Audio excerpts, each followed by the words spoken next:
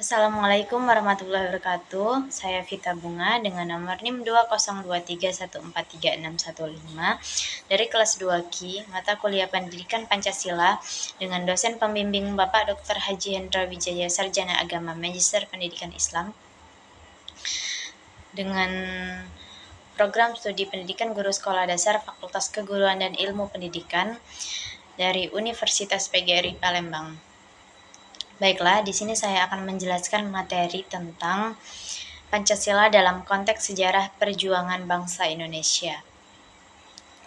Nah, untuk memahami kesinambungan sejarah Indonesia, kita perlu melihat periodisasi tahap-tahap perkembangan sejarah Indonesia dan karakteristik masing-masing periode tersebut. Berikut adalah penjelasannya. Yang pertama, masa prasejarah. Masa prasejarah meliputi periode sebelum adanya catatan tertulis. Pada masa ini, kehidupan manusia di Indonesia masih sangat primitif dan bergantung pada alam. Bukti-bukti arkeologi menunjukkan keberadaan manusia purba di Indonesia, seperti fosil manusia, alat-alat batu, dan lukisan gua. Kemudian yang kedua, masa Hindu-Buddha. Periode masa Hindu-Buddha ini dimulai sekitar abad ke-2 sehingga abad ke-15 Masehi. Pada masa ini, agama Hindu-Buddha berkembang di Indonesia. Kerajaan-kerajaan Hindu-Buddha seperti Kutai, Tarumanegara, Sriwijaya, dan Majapahit menjadi pusat kebudayaan dan perdagangan. Karakteristik periode ini adalah adanya pengaruh agama Hindu-Buddha dan dalam kehidupan sosial dan budaya, serta perkembangan sistem pemerintahan berbasis kerajaan. Kemudian selanjutnya, yang ketiga, masa Islam.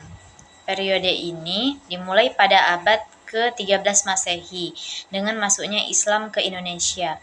Pengaruh Islam semakin meluas dan mempengaruhi kehidupan masyarakat, terutama melalui jalur perdagangan. Kerajaan Islam seperti Samudra Pasai, Demak, dan Banten muncul sebagai pusat kekuasaan.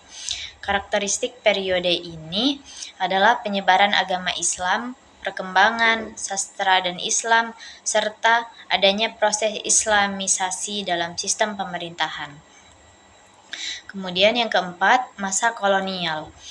Periode ini dimulai pada abad ke-16 dengan kedatangan bangsa Eropa ke Indonesia. Bangsa Portugis, Spanyol, Inggris, dan Belanda berlomba-lomba untuk menguasai rempah-rempah dan sumber daya alam Indonesia. Belanda berhasil mendominasi dan menjajah Indonesia selama beberapa abad. Karakteristik periode ini adalah penjajahan, eksploitasi sumber daya, perlawanan rakyat terhadap penjajah, dan munculnya gerakan nasionalisme. Kemudian yang terakhir, masa kemerdekaan. Periode masa kemerdekaan ini dimulai pada tanggal 17 Agustus 1945 ketika Indonesia memproklamasikan kemerdekaannya.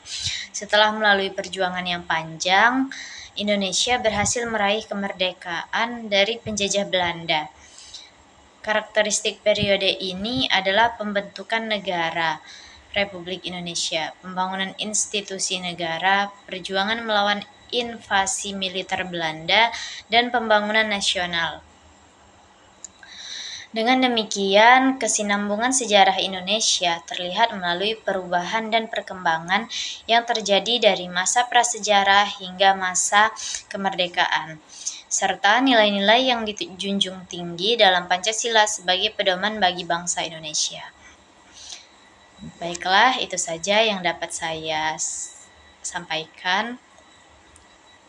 Kesimpulan yang dapat kita ambil adalah bahwa periode perkembangan sejarah Indonesia seperti masa Hindu-Buddha, Islam, kolonial, dan kemerdekaan memiliki karakteristik yang mempengaruhi pola sosial, budaya, dan politik. Pancasila sebagai dasar negara Indonesia mencerminkan kesinambungan nilai-nilai serta persatuan, keadilan, demokrasi, dan kemanusiaan yang dijunjung tinggi sepanjang sejarah Indonesia. Baiklah, itu saja yang dapat saya sampaikan. Lebih dan kurangnya saya mohon maaf. Kepada Allah saya mohon ampun. Saya akhiri. Wassalamualaikum warahmatullahi wabarakatuh.